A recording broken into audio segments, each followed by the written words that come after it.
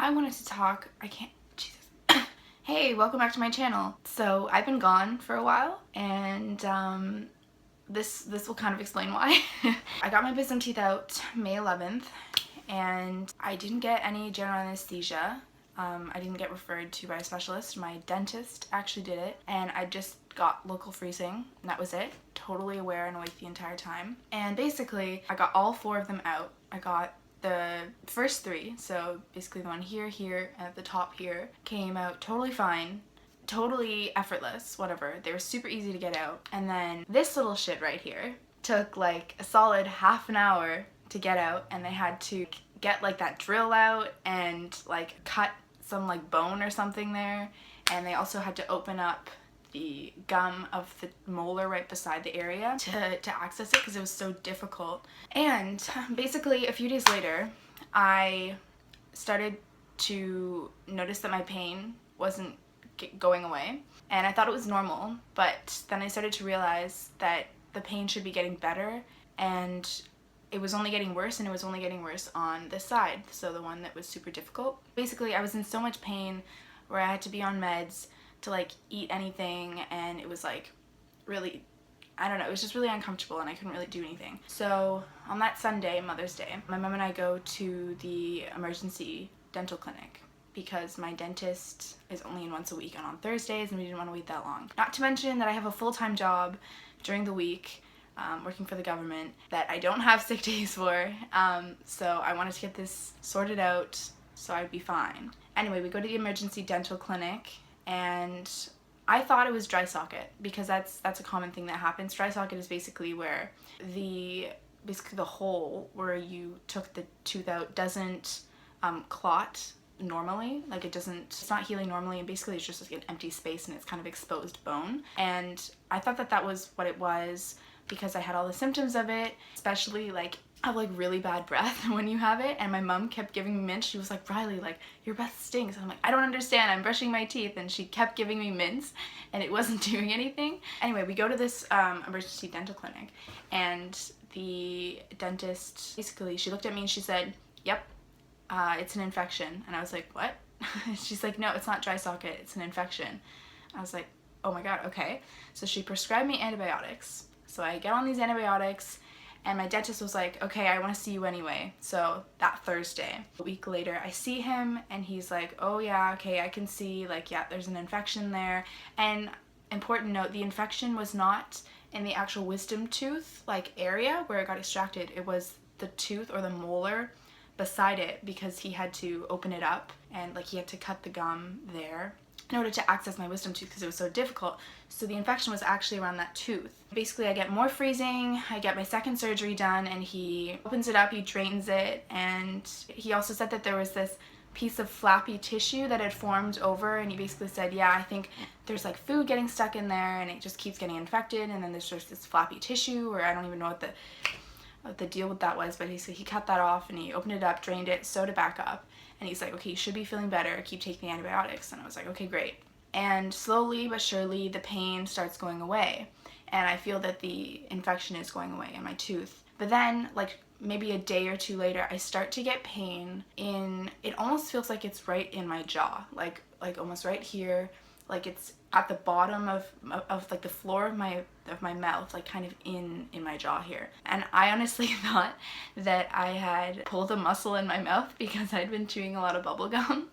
And then the pain kind of got worse again, and I was like, okay, no, it's a little fishy that it's the same side where I had the infection. So the pain's getting worse. Again, it's getting harder to eat and harder to swallow, and but it's not in my mouth, it's like in my jaw right here. And so we end up going to Emerge, like to the hospital on the weekend. This was like, I don't know, like a week or so later, so this is maybe 3 weeks after I had the initial surgery. And we go, and we finally get seen by the physician, and she looks at my mouth and she says, yeah, so it looks like the infection is most likely spread to your jaw.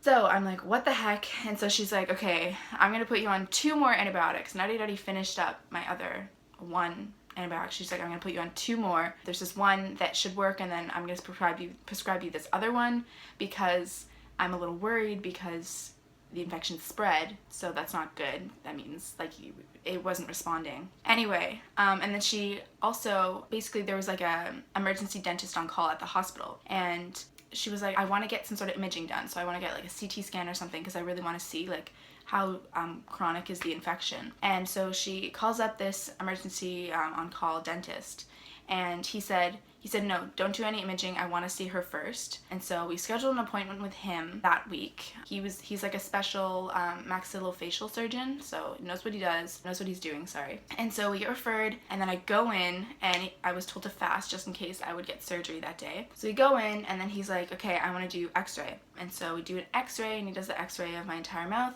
And then he comes in and he has the images on the screen, and he says, do you see how there's a difference between side versus this side? Can you see that there's a hole? And I was like, yeah. And he's like, that's dry socket. And I was like, what? And he's like, yeah, so you have dry socket. And I was like, I thought I had an infection. And he's like, you have dry socket and an infection. So he's like, what I'm gonna do is we're gonna do surgery right now, and I'm gonna put you under. So I got IV sedation, which, Can I just tell you? Oh, I love IV sedation.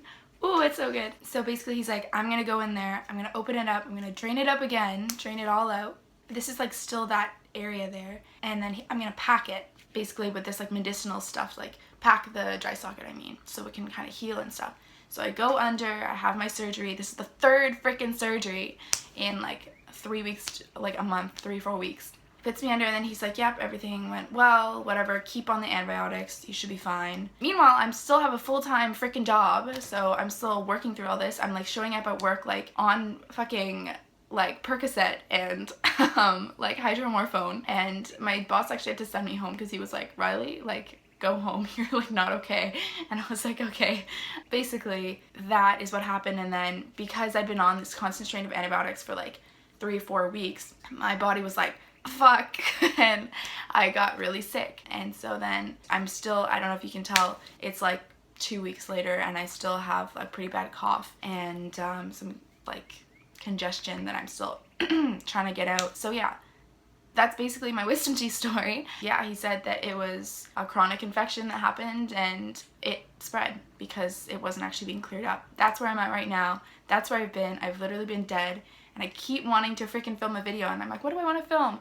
And then this shit happens, so I'm like, okay, let's tell this. And to anyone who is now like freaked out and does not, and is worried about their wisdom teeth, this guy, this maxillofacial surgeon, he performs 12 to 15 wisdom teeth surgeries a day. And he said that my case is virtually unheard of. He says maybe 4 people in a year will have your condition. So I'd say my advice would be get referred to a specialist. I love my dentist, but he's not a real surgeon. And actually make sure to like be really good with cleaning. I wasn't. You're supposed to do like rinse your mouth with salt water and eat only soft foods. With me, I was like, fuck it. I don't even think my dentist even told me about the salt water thing. And I was like eating normally like the next day, and it's just not good. But I would just say really listen to whoever does your surgery, really listen to them. Yeah, don't end up like me, but I don't want to scare anyone off.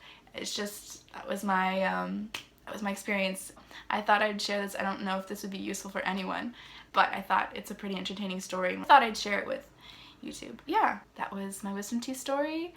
Gone wrong. And yeah, I hope you guys have a great day. Anyone has any comments or suggestions, comment it below. Hope everyone has a great day, and I'll see you next time. Bye.